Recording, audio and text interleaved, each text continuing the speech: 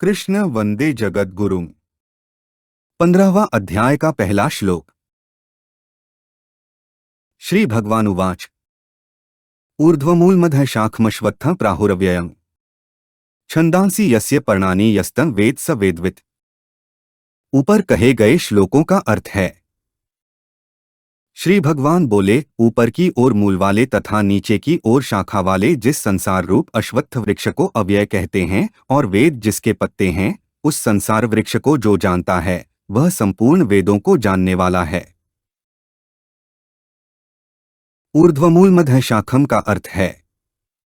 13वें अध्याय के आरंभ के 2 श्लोकों की तरह यहाँ 15वें अध्याय के पहले श्लोक में भी भगवान ने अध्याय के संपूर्ण विषयों का दिग्दर्शन कराया है और ऊर्ध्वमूलम पद से परमात्मा का, अधःशाखम पद से संपूर्ण जीवों के प्रतिनिधि ब्रह्मा जी का तथा अश्वत्थम पद से संसार का संकेत करके यानी कि संसार रूप अश्वत्थ वृक्ष के मूल सर्वशक्तिमान परमात्मा को यथार्थ रूप से जानने वाले को वेदविद कहा है। साधारणतया वृक्षों का मूल नीचे और शाखाएं ऊपर की ओर होती हैं, परंतु यह संसार वृक्ष ऐसा विचित्र वृक्ष है कि इसका मूल ऊपर तथा शाखाएं नीचे की ओर हैं, जहां जाने पर मनुष्य लौटकर संसार में नहीं आता। ऐसा भगवान का परमधाम ही संपूर्ण भौतिक संसार से ऊपर यानी कि सर्वोपरि है। संसार वृक्ष की प्रधान शाखा यानी कि तना ब्रह्मा जी हैं, क्योंकि संसार वृक्ष की उत्पत्ति के समय सबसे पहले ब्रह्मा जी का उद्भव होता है। इस कारण ब्रह्मा जी ही इसकी प्रधान शाखा हैं। ब्रह्मलोक भगवद्धाम की अपेक्षा नीचे हैं। स्थान, गुण, पद, आयु आदि सभी दृष्टियों से परमधाम की अपेक्षा निम्न श्रेणी में होने के कारण ही इन्हें अधः यानी कि नीचे की ओर कहा गया है। यह संसार रूपी वृक्ष ऊपर की ओर मूल वाला है। वृक्ष में मूल ही प्रधान होता है। ऐसे ही इस संसार रूपी वृक्ष में परमात्मा ही प्रधान हैं। उनसे ब्रह्मा जी प्रकट होते हैं, जिनका वर्णन अधःशाखम पद से हुआ है। सबके मूल प्रकाशक और आश्रय परमात्मा ही हैं। देश, काल, भाव, सिद्धांत, गुण, रूप, विद्या आदि सभी दृष्टियों से परमात्मा ही सबसे श्रेष्ठ हैं। उनसे ऊपर अथवा श्रेष्ठ की तो बात ही क्या है, उनके समान भी दूसरा कोई नहीं है। संसार वृक्ष के मूल सर्वोपरि परमात्मा हैं। जैसे मूल वृक्ष का आधार होता है, ऐसे ही परमात्मा संपूर्ण जगत के आधार हैं। इसीलिए उस वृक्ष को ऊर्ध्वमूलम कहा गया है। मूल शब्द कारण का वाचक है। इस संसार वृक्ष की उत्पत्ति और इसका विस्तार परमात्मा से ही हुआ है। वे परमात्मा नित्य, अनंत और सबके आधार हैं तथा सगुण रूप से सबसे ऊपर नित्य धाम में निवास करते हैं, इसलिए वे ऊर्ध्व नाम से कहे जाते हैं। यह संसार वृक्ष उन्हीं परमात्मा से उत्पन्न हुआ है, इसलिए इसको ऊपर की ओर मूल वाला यानी कि ऊर्ध्वमूल कहते हैं। वृक्ष के मूल से ही तने, शाखाएं, कोंपलें निकलती हैं। इसी प्रकार परमात्मा से ही संपूर्ण जगत उत्पन्न होता है, उन्हीं से विस्तृत होता है और उन्हीं में स्थित रहता है। उन्हीं से शक्ति पाकर संपूर्ण जगत चेष्टा करता है। ऐसे सर्वोपरि परमात्मा की शरण लेने से मनुष्य सदा के लिए कृतार्थ हो जाता है।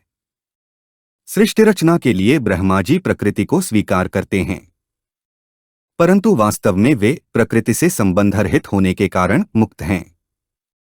ब्रह्मा जी के सिवाय दूसरे संपूर्ण जीव प्रकृति और उसके कार्य शरीर आदि के साथ अहंतामता पूर्वक जितना जितना अपना संबंध मानते हैं, उतने उतने ही वे बंधन में पड़े हुए हैं और उनका बार बार पतन यानी कि जन्म मरण होता रहता है, अर्थात उतनी ही शाखाएं नीचे की ओर फैलती रहती हैं। सात्विक, राजस और तामस ये तीनों गतियां अधःशाखम के ही अंतर्गत हैं। अश्वत्थम का अर्थ है। अश्वत्थम शब्द के 2 अर्थ हैं। 1, जो कल दिन तक भी न रह सके, और 2, पीपल का वृक्ष। पहले अर्थ के अनुसार अश्वत्थ पद का तात्पर्य यह है कि संसार एक क्षण भी स्थिर रहने वाला नहीं है। केवल परिवर्तन के समूह का नाम ही संसार है। परिवर्तन का जो नया रूप सामने आता है उसको उत्पत्ति कहते हैं। थोड़ा और परिवर्तन होने पर उसको स्थिति रूप से मान लेते हैं और जब उस स्थिति का स्वरूप भी परिवर्तित हो जाता है तब उसको समाप्ति यानी कि प्रलय कह देते हैं। वास्तव में इसकी उत्पत्ति, स्थिति और प्रलय होते ही नहीं। इसलिए इसमें प्रतिक्षण परिवर्तन होने के कारण यह यानी कि संसार एक क्षण भी स्थिर नहीं है। दृश्यमात्र प्रतिक्षण अदर्शन में जा रहा है। इसी भाव से इस संसार को अश्वत्थम कहा गया है। दूसरे अर्थ के अनुसार यह संसार पीपल का वृक्ष है।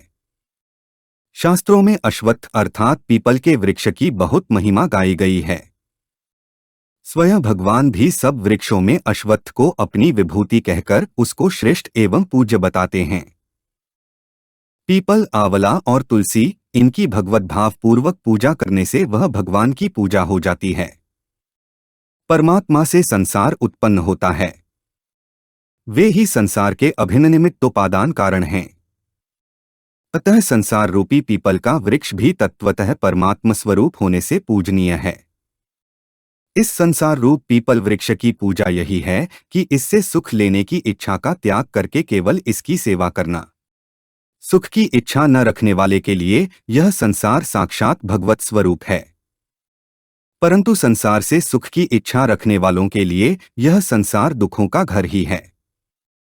कारण कि स्वयं अविनाशी है और यह संसार वृक्ष प्रतिक्षण परिवर्तनशील होने के कारण नाशवान, अनित्य और क्षणभंगुर है।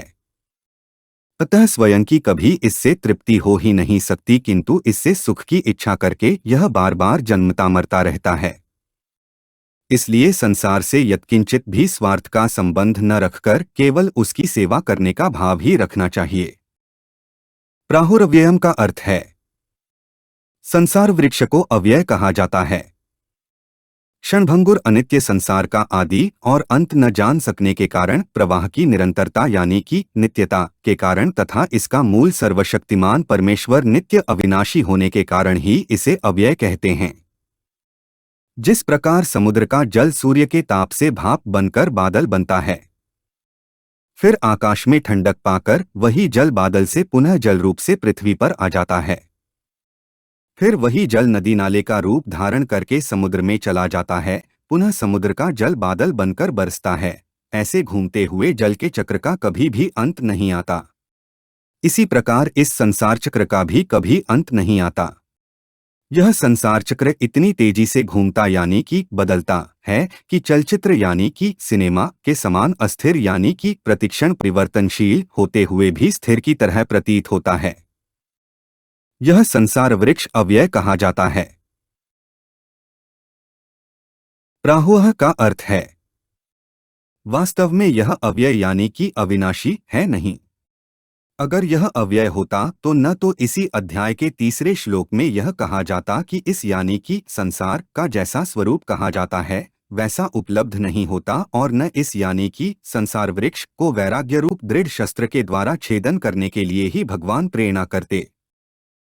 छंदांसी यस्य पर्णानि का अर्थ है वेद इस संसार वृक्ष के पत्ते हैं। यहाँ वेदों से तात्पर्य उस अंश से है जिसमें सकाम कर्मों के अनुष्ठानों का वर्णन है। तात्पर्य यह है कि जिस वृक्ष में सुंदर फूल पत्ते तो हों पर फल नहीं हो तो वह वृक्ष अनुपयोगी है, क्योंकि वास्तव में तृप्ति तो फल से ही होती है, फूल पत्तों की सजावट से नहीं। इसी प्रकार सुखभोग चाहने वाले सकाम पुरुष को भोगैश्वर्य रूप फूल पत्तों से संपन्न यह संसार वृक्ष बाहर से तो सुंदर प्रतीत होता है, पर इससे सुख चाहने के कारण उसको अक्षय सुखरूप तृप्ति अर्थात महान आनंद की प्राप्ति नहीं होती। वेदविहित पुण्य कर्मों का अनुष्ठान स्वर्गादि लोकों की कामना से किया जाए तो वह निषिद्ध कर्मों को करने की अपेक्षा श्रेष्ठ तो है, पर उन कर्मों से मुक्ति नहीं हो सकती, क्योंकि फलभोग के बाद पुण्य कर्म नष्ट हो जाते हैं और उसे पुनः संसार में आना पड़ता है। इस प्रकार सकाम कर्म और उसका फल दोनों ही उत्पन्न और नष्ट होने वाले हैं। अतः साधक को इन यानी कि दोनों से सर्वथा असंग होकर एकमात्र परमात्म तत्व को ही प्राप्त करना चाहिए। पत्ते वृक्ष की शाखा से उत्पन्न होने वाले तथा वृक्ष की रक्षा और वृद्धि करने वाले होते हैं। पत्तों से वृक्ष सुंदर दिखता है तथा दृढ़ होता है। पत्तों के हिलने से वृक्ष का मूल, तना एवं शाखाएं दृढ़ होती हैं। वेद भी इस संसार वृक्ष की मुख्य शाखा रूप ब्रह्मा जी से प्रकट हुए हैं, और वेदविहित कर्मों से ही संसार की वृद्धि और रक्षा होती है। इसलिए वेदों को पत्तों का स्थान दिया गया है। संसार में सकाम यानी कि काम्य कर्मों से स्वर्ग आदि में देवयोनियां प्राप्त होती हैं। यह संसार वृक्ष का बढ़ना है। स्वर्ग आदि में नंदनवन, सुंदर विमान, रमणीय अप्सराएं आदि हैं। यह संसार वृक्ष के सौंदर्य की प्रतीति है। सकाम कर्मों को करते रहने से बारंबार जन्म मरण होता रहता है। यह संसार वृक्ष का दृढ़ होना है। इन पदों से भगवान यह कहना चाहते हैं कि साधक को सकाम भाव, वैदिक सकाम कर्मानुष्ठान रूप पत्तों में न फंसकर संसार वृक्ष के मूल परमात्मा का ही आश्रय लेना चाहिए। परमात्मा का आश्रय लेने से वेदों का वास्तविक तत्व भी जानने में आ जाता है। वेदों का वास्तविक तत्व संसार या स्वर्ग नहीं, प्रत्युत परमात्मा ही है। यस्तं वेद स वेदविद का अर्थ है उस संसार वृक्ष को जो मनुष्य जानता है, वह संपूर्ण वेदों के यथार्थ तात्पर्य को जानने वाला है। संसार को क्षणभंगुर यानी कि अनित्य जानकर इससे कभी किंचन मात्र भी सुख की आशा न रखना, यही संसार को यथार्थ रूप से जानना है।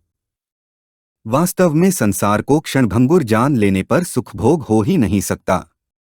सुखभोग के समय संसार क्षणभंगुर नहीं दिखता। जब तक संसार के प्राणी पदार्थों को स्थायी मानते रहते हैं, तभी तक सुखभोग, सुख की आशा और कामना तथा संसार का आश्रय, महत्व, विश्वास बना रहता है।